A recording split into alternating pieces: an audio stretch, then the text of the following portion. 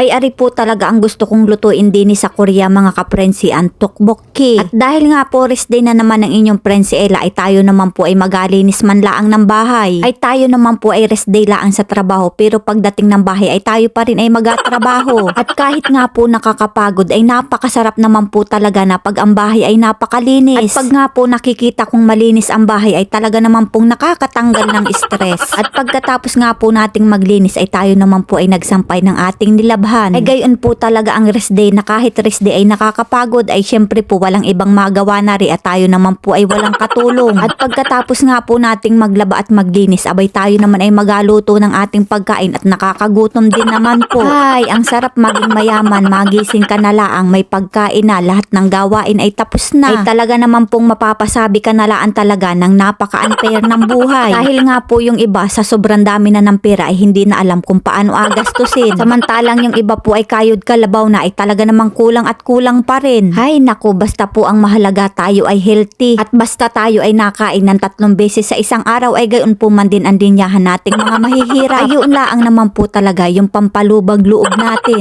na nakakakain po tayo ng 3 beses sa isang araw, bahala na ang bukas. At pagkakulo nga po ng tubig ay ilagay na nga po natin yung 2 kutsarang chili paste. At kung gusto nga po ninyong magluto ng ganari at wala po kayong chili paste ay pwede naman po ang tomato paste. At lagyan din po natin yan ng oyster sauce. Mga 2 kutsara din po ang ating ilagay. At pwede nga rin po ninyong ilagay dyan ay toyo kung ayaw naman po ninyo ng oyster sauce. At lagyan nga din po natin yan ng 2 kutsarang asukal para nga po ay medyo manamis-namis. At kahit nga po naglagay na tayo ng chili paste ay maglagay pa rin tayo ng chili powder. Masarap po talaga na rin ay maanghang. At ilagay na nga rin po natin yung ating sibuyas at saka po ay rice cake. At ilagay na nga rin po natin itong paborito kong fish cake. At lahukan nga din po natin yan ng ginayat-gayat na onion leaves. At pag nga ganari nga po ang iyong kinain ay kahit nga po hindi ka na magkanin, dahil nga po ito'y pag kinain mo ay talaga namang busog ka na. At para nga po mas lalong malinamnam ang ating tteokbokki ay lagyan nga po natin ng cheese. Ay ari nga po ang inakain kalimitan ng mga Korean at saka po ay mga noodles, hindi po talaga sila mahilig magkanin. Kaya naman po yung unang dating namin din sa Korea ay talaga naman pong takang-taka yung amo namin at napakabilis daw naming umag-ubos ng ilang sakong bigas. Ay lalo na po pag kami ay galing bukid ay talaga naman pong napakalaki namin kumain ng kanin at kami ay mga pagod na pagod. Kaya naman po ang sabi namin sa aming amo, pag hindi kami kumain ng maraming kanin ay baka kami ay hindi makapasok. Kaya naman po pag kami ay nag-request ng mabili ng bigas ay talaga naman pong napayag. At kahit nga po maanghang aring niluto nating tteokbokki ay talaga naman pong napakasarap pa rin para sa akin. At makamasarap din po talaga aring kainin pagka talagang mainit na mainit. At kahit ilang buwan pangalaan po kami din ay talagang mang sanay na rin ako sa maanghang na pagkain. Palibasa po baga ang mga inabigay na pagkain sa amin ng aming amo ay talaga naman pong napakaaanghang. Kaya naman po ay nasasanay na rin ang ating panglasa sa maaanghang. At pagkatapos nga po nating kumain ay tayo naman po ay magapahinga dahil tapos na tayong maglinis at saka ay maglaba. Mga kaprensi, hanggang sa susunod na video. Thank you for watching!